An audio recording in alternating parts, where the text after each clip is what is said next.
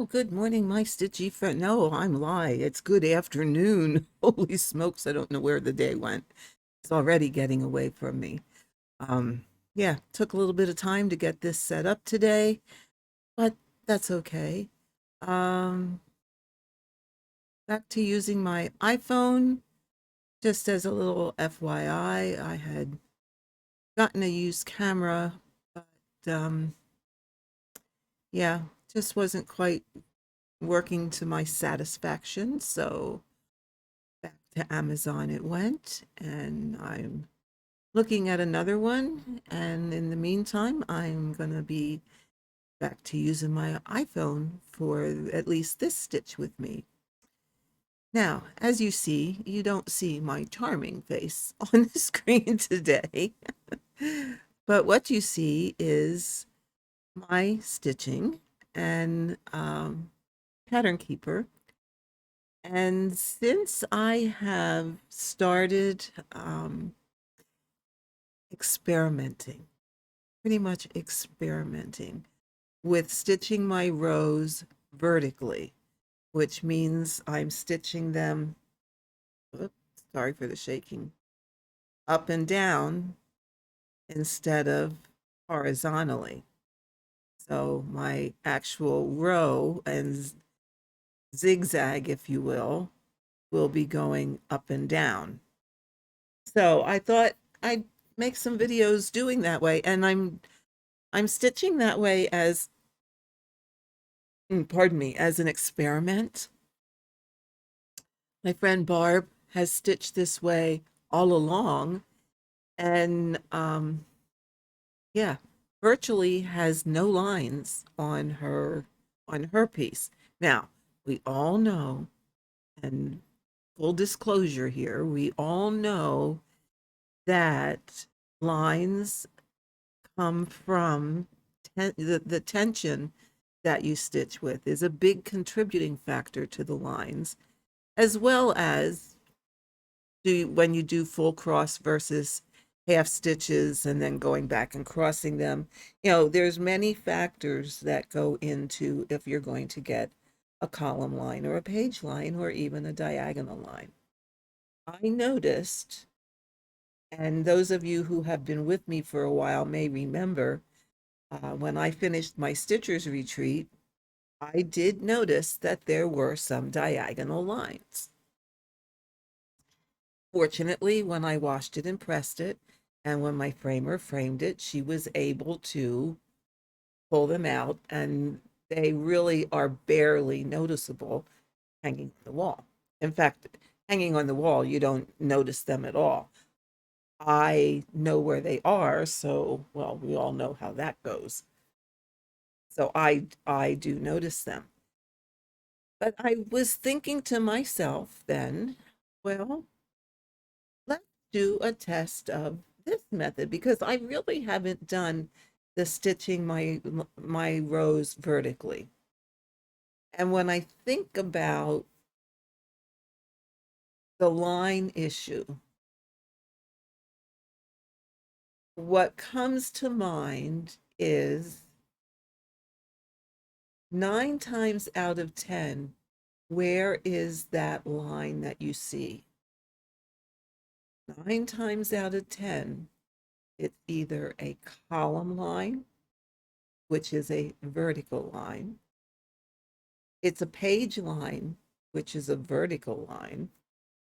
It can be a diagonal line, which is obviously is a diagonal line. But how often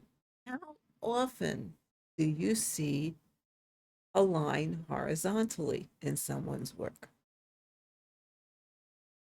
I pose that question to all of you. How often do we see that? When I look back, I do not recollect seeing that line very often, if at all. I mean, I think, yes, it probably, some people get them. And again, is it an issue of tension? So to say that it never happens would be rather presumptuous of me. because it probably does in some cases, but I don't think it's the norm.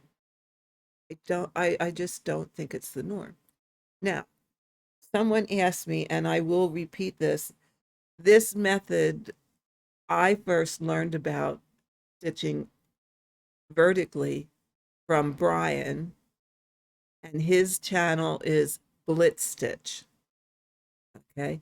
He has some very, very nice videos on his method for stitching on the diagonal and for stitching in vertical rows. So that's Brian, and his channel name is Blitz Stitch. And I believe he also goes by Blitz Stitch on Instagram.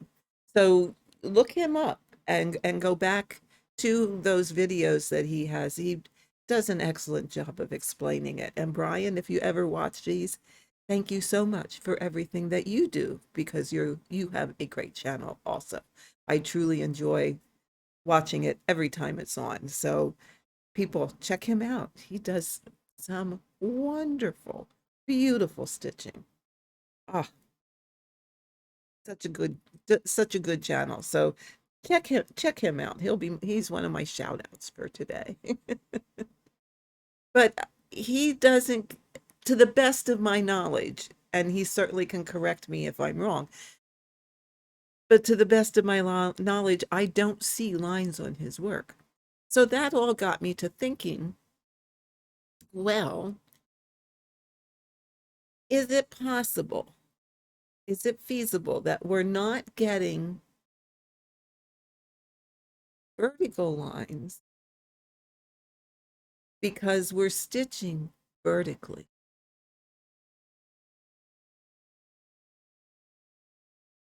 So there's no reason to get a column line. Is that making sense? So if we stitch vertically, in my mind, that says, well, every row is stitched vertically. So there's really, why would you get a column line? Because you're not doing an abrupt ending at the end of a column. So given that, my next question becomes, I won't get a horizontal line because I'm not ending horizontally at the end of a page.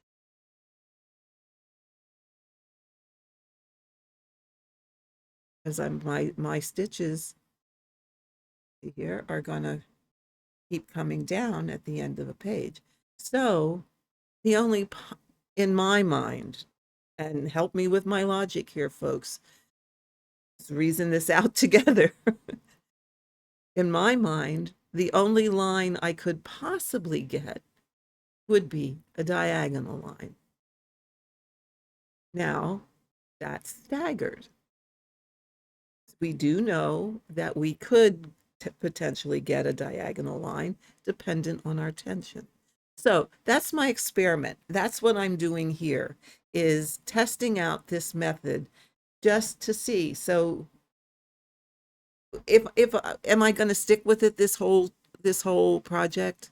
And this project, by the way, is Autumn Church Frame by Dominic Davidson, and it is the regular size and the regular amount of colors.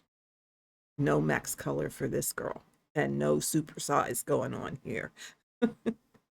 But I at least want to do several columns just to test that theory. I could be totally blowing smoke for all we all know, but these are the kinds of things that go through my head when I'm stitching.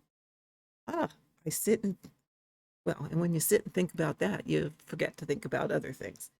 So I did show a little bit of this method in a previous video.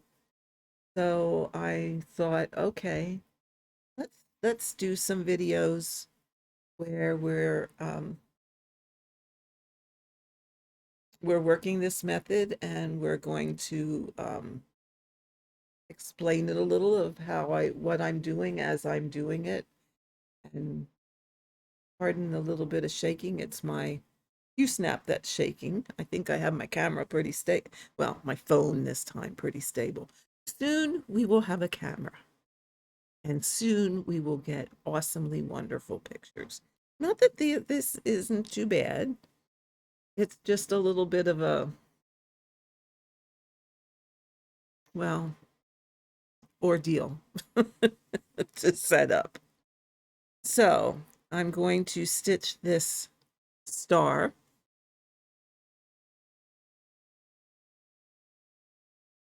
Oops, hold on. I forget. I always forget to put it in the move mode to move it.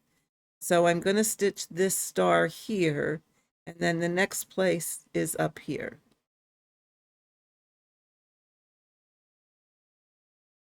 Let me make it a little smaller then we can see it on the screen better. There we go. Okay, hopefully you can see that well. So that's why I thought let's do some side by side and see what happens. So we're going to stitch this star here. And in all honesty, I really don't care what the back looks like.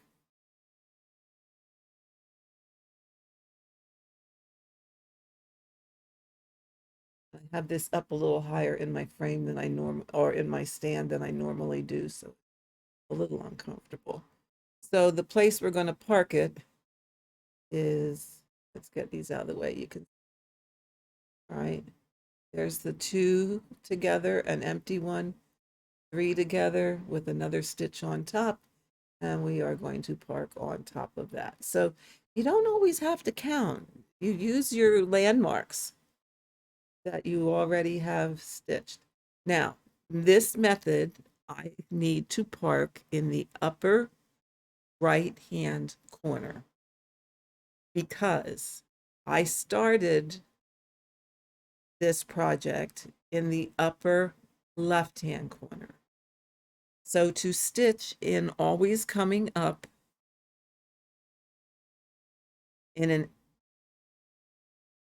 is this tablet being persnickety? There we go.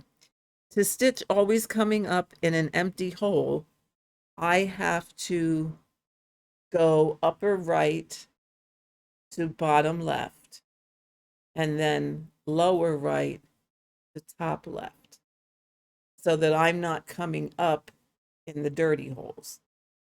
To do that, I need to work the column from the bottom up, which is not necessarily my preferred way.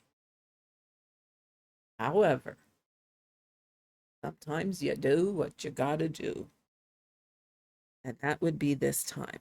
Now, once I run this a little experiment, if I decide to keep doing this method, I may just work across the whole top to get to the other side, and then no.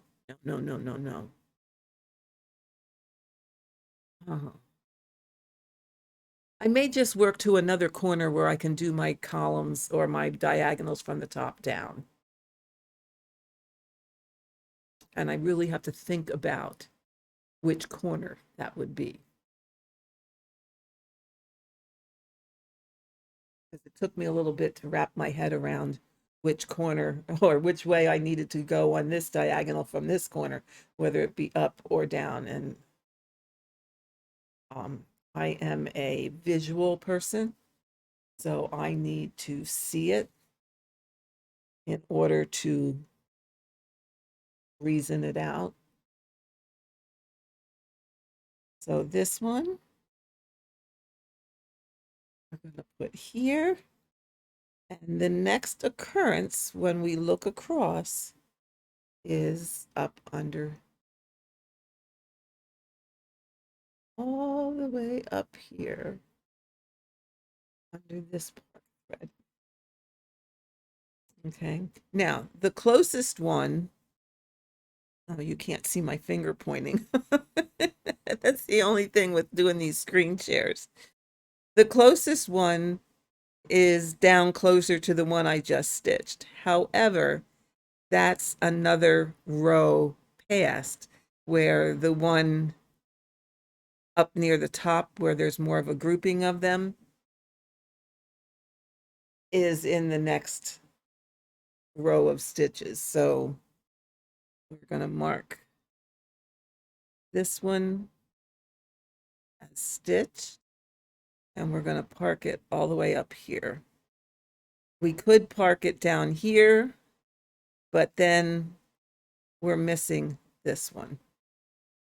So, I mean, if you want to be the purist as to always coming up in an empty hole, going down in a dirty hole kind of thing. And since I'm trying to show a method, yeah, I thought I better be a good girl. Because it's not always the case. Not always the case. Okay, so then the next one is here.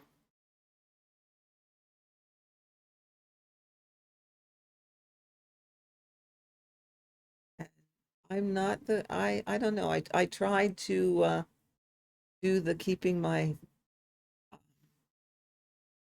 needle on the threads. Yeah, that didn't work out so good. I had such a terrible, terrible mess.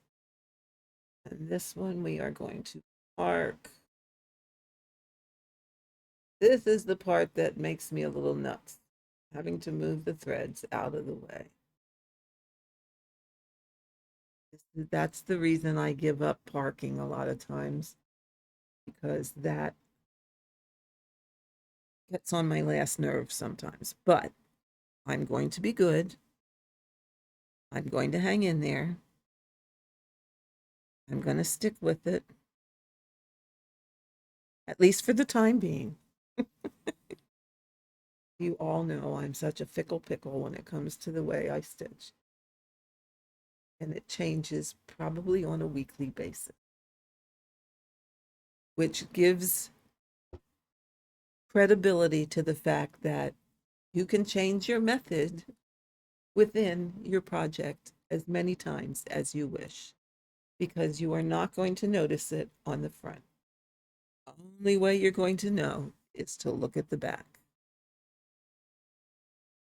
So the next one is the U-turn.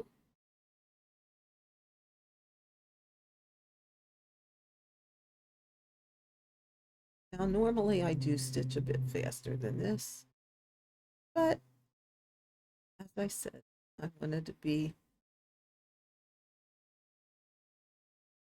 not keep getting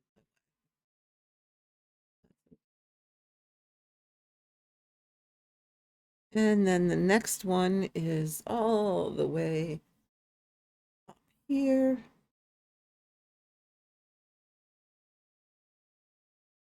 So I could be using my ballpoint needle because I notice that mine isn't what I would prefer them to be.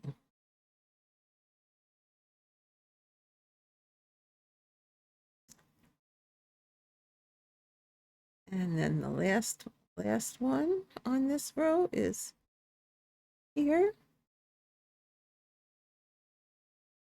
So I had some, while I'm doing this, and I will stop and explain every now and again. I had a question because I have once again switched technique. I had a question of, have I tried the Royal Rose method? And yes, I have. And I did do a little bit of a video on that a couple weeks ago, or not that too terribly long ago. And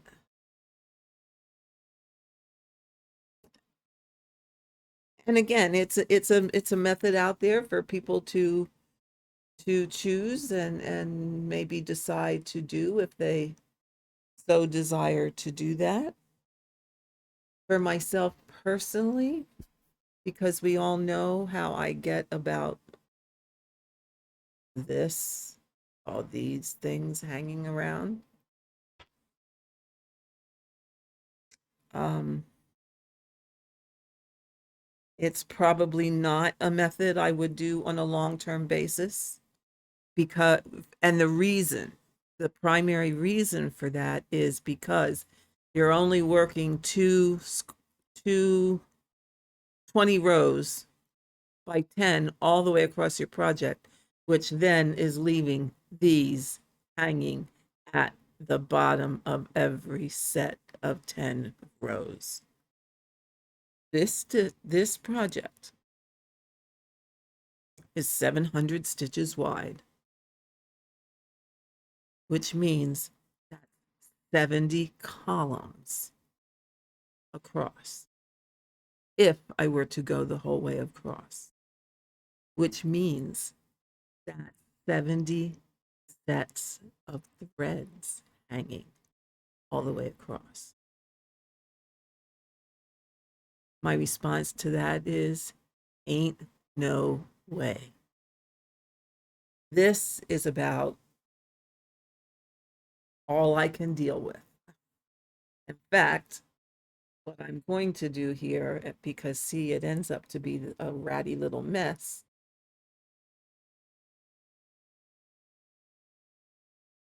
I have to comb through them to straighten them out a little bit. But what I am going to do and hadn't done earlier was put these up out of the way because I'm working down in here and I don't need these yet. And I try, like I said, I had some setup issues here today, so I didn't separate things out the way I normally would when I'm stitching. But I try to only keep the ones here that I'm going to be working with because that makes it a little less frustrating, and keep these other ones up where they don't maybe bother me so much. Where they don't, bottom line is where they don't get on my last nerve. So Royal Rose is a nice method, and I'm sure, and I from what I'm reading and hearing, there are a lot of people that truly do like it, and that is wonderful. And I'm very happy for Allison that it is going well for her and that she has promoted it very well. However, for me, and I'm only speaking for myself, for me, it is not a method that I will use for that reason. Too many threads. Now here in this row, you see up at the very top here, I have one stitch of this color. And then down here, there's another one.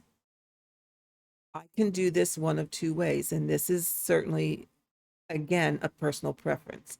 I could stitch half the stitch here, come down here, stitch half the stitch, and then go back up it to the top. Certainly an option.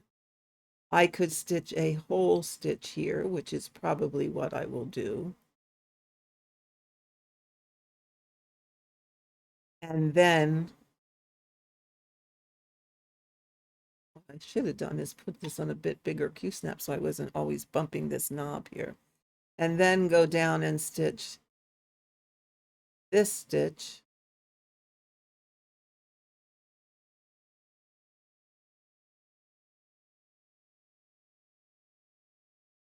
Now, here again, I have two choices.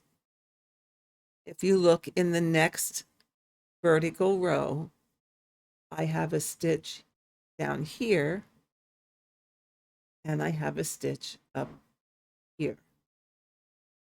So for all intents and purposes, I could park at either one of those places. And the more I'm thinking about this, and the more I'm thinking about thread usage and thread getting too thick on the back, Instead of always working these vertical rows from the top down, which is what I did start out doing because that's how it made more sense to me.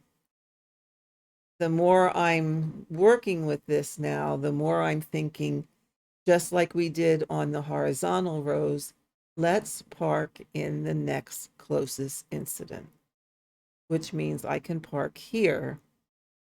And then when I do this row, I can get the one up here and really just kind of do that zigzag thing, only do it vertically instead of horizontally.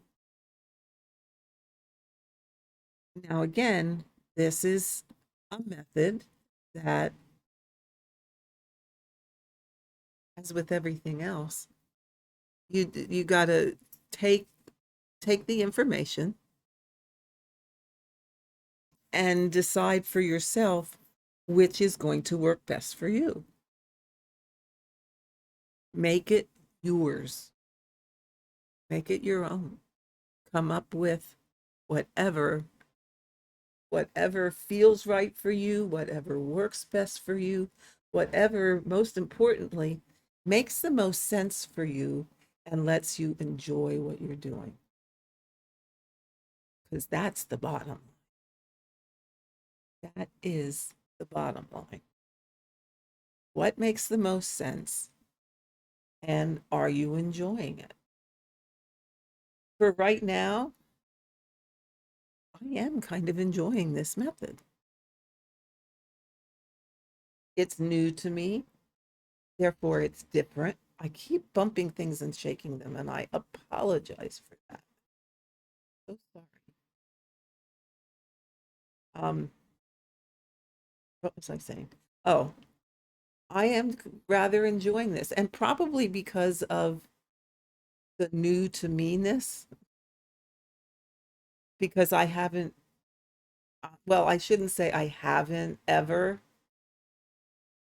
Several years ago, I did try this method, and I just could not wrap my head around it. Just, I don't, it just, it just didn't make sense to me, which is why back then I did the videos on stitching the rows horizontally, which took off like wildfire, just like Allison's royal rows are now. So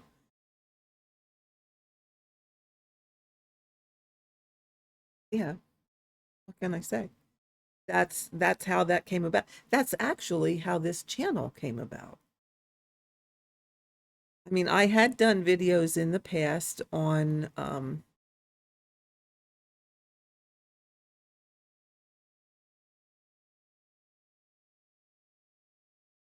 okay, what did I just do here? Oh, I stitched this one too. Okay. See, just goes to show you can do that also. Um,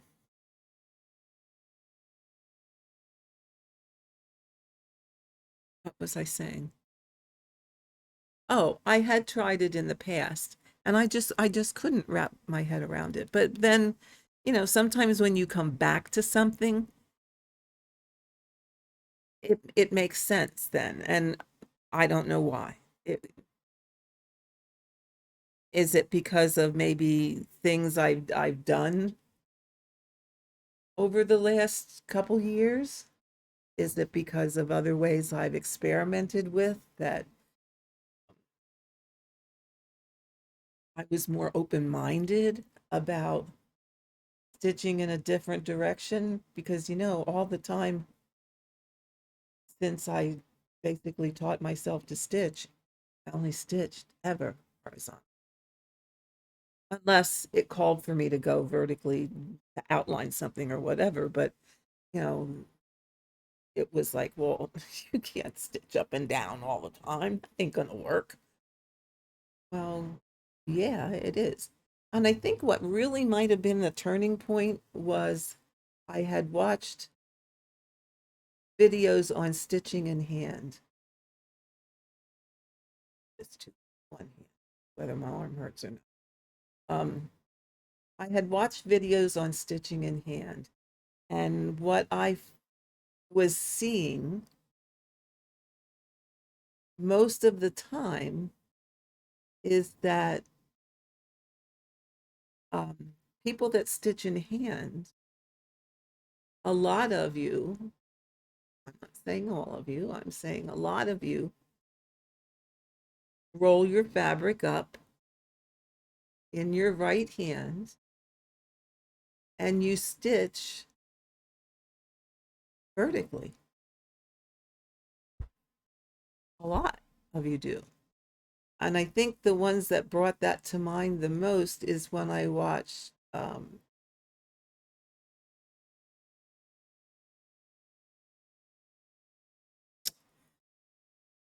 Priscilla and Chelsea,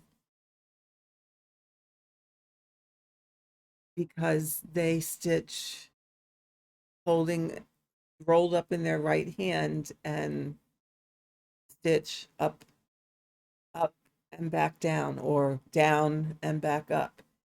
So that made more then it started to click with me, and it was like, oh, okay, so that's kind of what Barb is doing when she's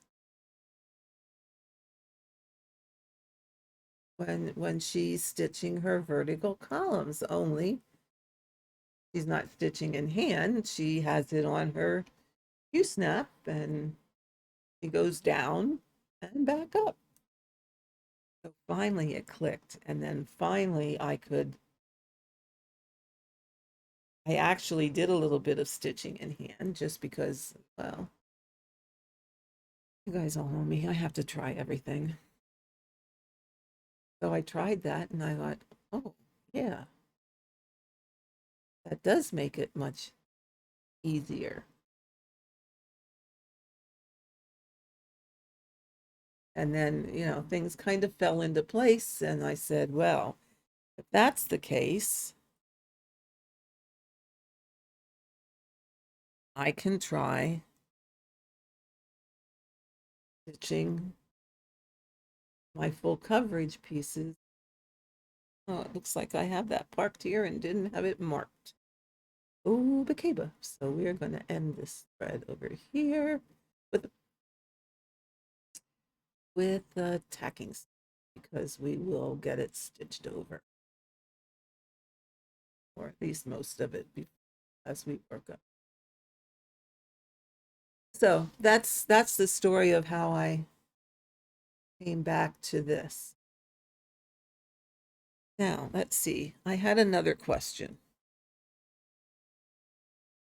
Okay. I was asked if I ever tried 2/1 tent stitch.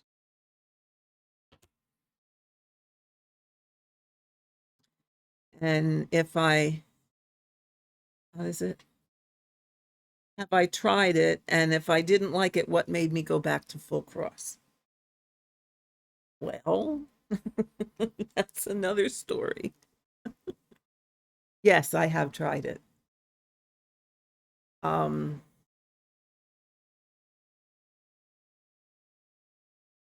I have to pull color. Uh,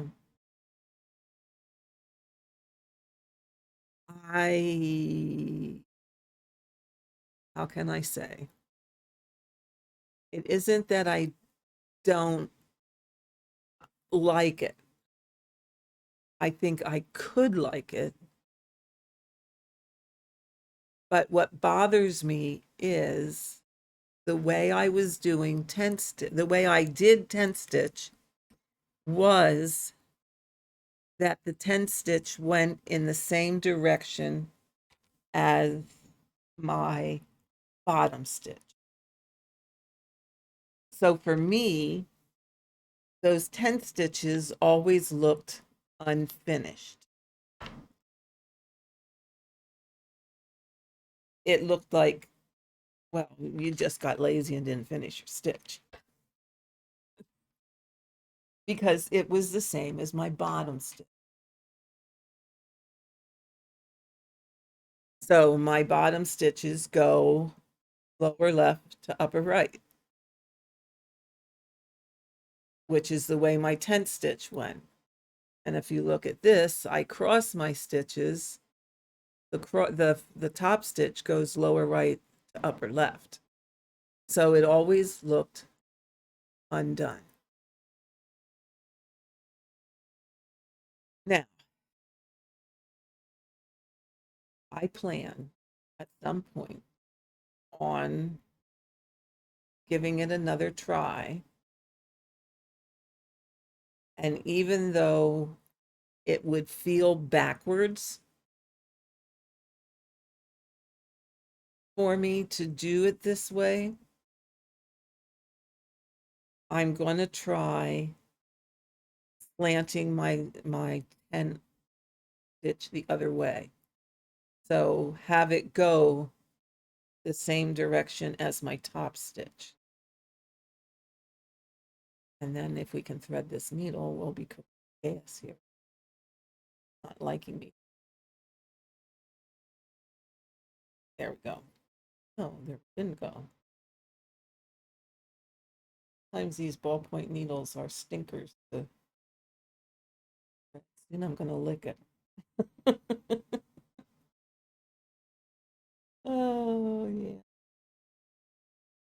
So, yeah, I haven't totally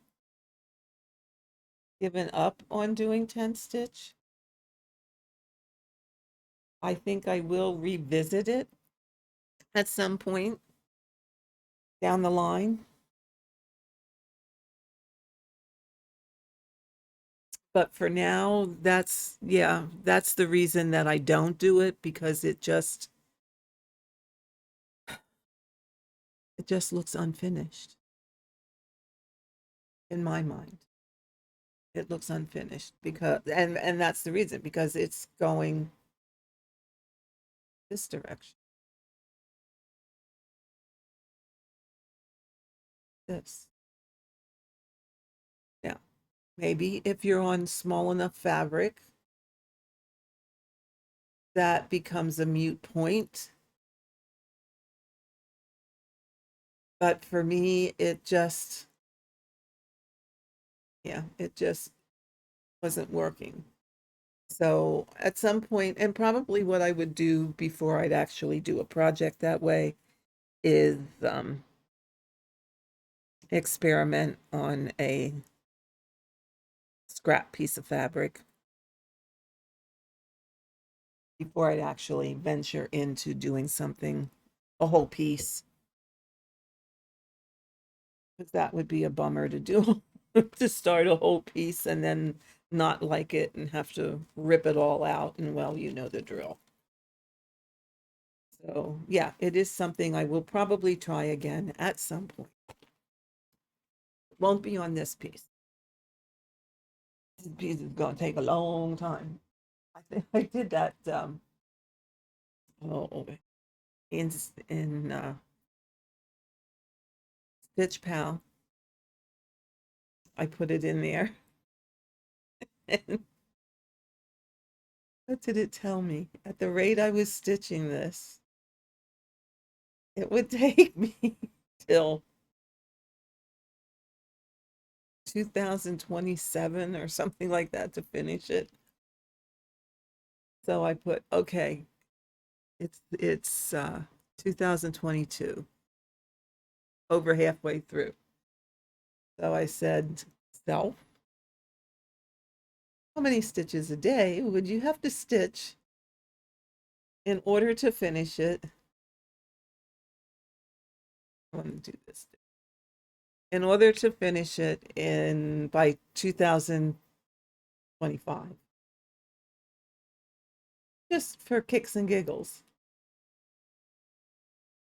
If I remember right, it came out to like 400 stitches a day, every day for 3 years. Okay. All righty then. Maybe we can get this finished. Just maybe. And again, one never knows. But you know what? Whether I ever get to finish it or not, the whole bottom line is I sure do have fun stitching it.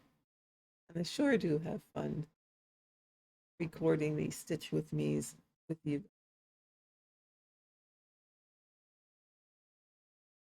So, you know what?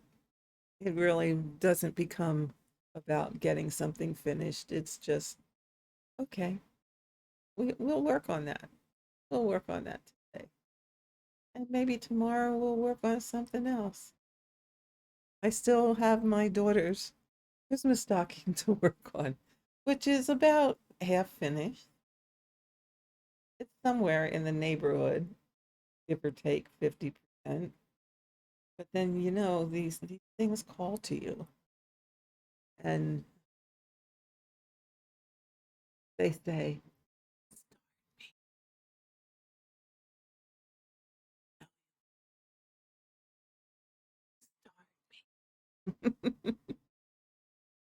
you really want to start me. So what do? Yeah, you guessed it. You follow that little voice in the back of your head that's going, start me. Come on, you can do it. Put your needle to the fabric. Thread that needle. You can do this. I know you can.